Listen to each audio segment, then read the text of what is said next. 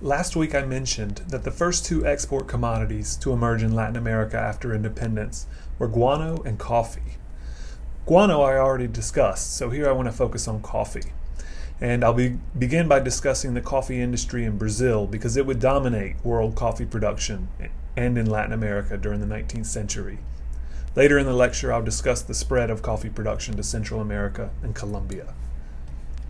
Coffee production in Brazil began to boom in the 1820s and the 1830s, and today Brazil remains the largest producer and exporter of coffee in the world.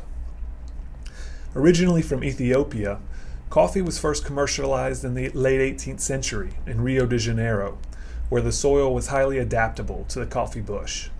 It was grown among other plants in little orchards and gardens around the capital.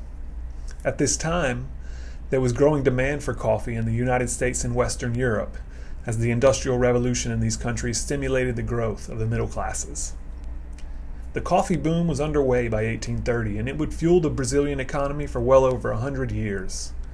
To give you an idea of how coffee boomed during these years, between 1821 and 1830, coffee made up only 18% of the total revenue from Brazil's exports. But by the 1880s, it made up 61% of total revenue from Brazil's exports. By mid-century, Brazil was producing nearly half of the world's coffee supply. As coffee production expanded around Rio de Janeiro, the tropical forests of southeastern Brazil were burned to the ground in order to make way for coffee plantations. Over time, this devastated the tropical Atlantic forests, because once the soil was depleted, and it lost its fertility after about 15 to 20 years, new plantations were established deeper in the forest, and this is how Sao Paulo also became a leading producer of coffee. And this process firmly established the southeast of Brazil as the wealthiest and most populated region in the country, and it remains so today. Rio de Janeiro and Sao Paulo are the largest cities in Brazil. Thanks to coffee, ports were built, new credit mechanisms were set up, jobs were created, and transportation was revolutionized with the building of highways and railroads. Most importantly, coffee production stimulated capital accumulation, and this money and capital was then used to invest in other sectors of the economy. And so, for example, Sao Paulo would be the first city in Brazil to industrialize because a lot of the coffee planters were taking their profits and reinvesting them into industry by the late 1800s.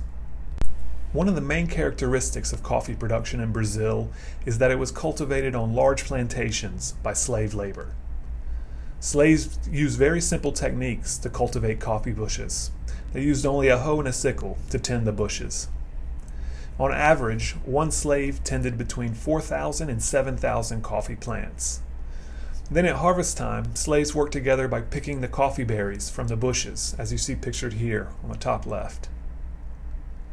The coffee was then taken to a large patio where it would be spread out to dry under the sun, and that's what you see on the bottom right, the slaves working on a large patio to dry the coffee beans.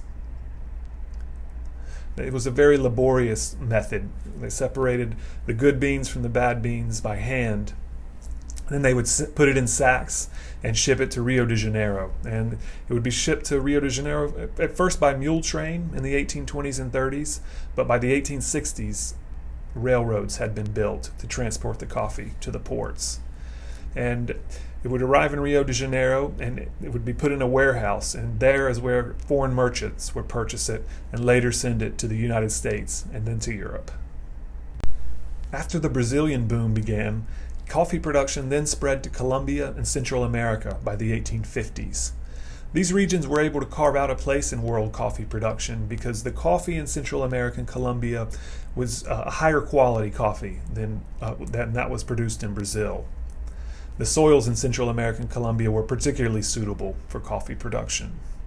And another key difference with Brazil is that in countries such as Costa Rica and Colombia, the coffee was produced not by slaves on large plantations, but rather by independent families on small farms. And that's what you see here in Costa Rica, a family on a small farm tending the coffee harvest. Over the decades, this had a profound effect on the way rural Costa Rica and Colombia developed as compared to Brazil. Costa Rica and Colombia would actually have a more democratic political system than Brazil, because whereas a handful of extremely wealthy landowners dominated politics in Brazil, in Costa Rica and Colombia, a class of small farmers developed that helped to make the political system more democratic because they participated in it. They had an interest in the political system. In Guatemala and El Salvador, however, the expansion of coffee production led to conflict between indigenous peoples and coffee producers, because the coffee producers were expanding onto the lands of the indigenous peoples in El Salvador and Guatemala. And we read a little bit about that in the Guatemala Reader last week. So, coffee and guano, those were the main exports after independence in Latin America. Next week, when we come to the 1880s and the 1890s and the early 20th century, we're going to be examining other export commodities such as bananas and rubber that also helped to modernize Latin America's political and economic systems.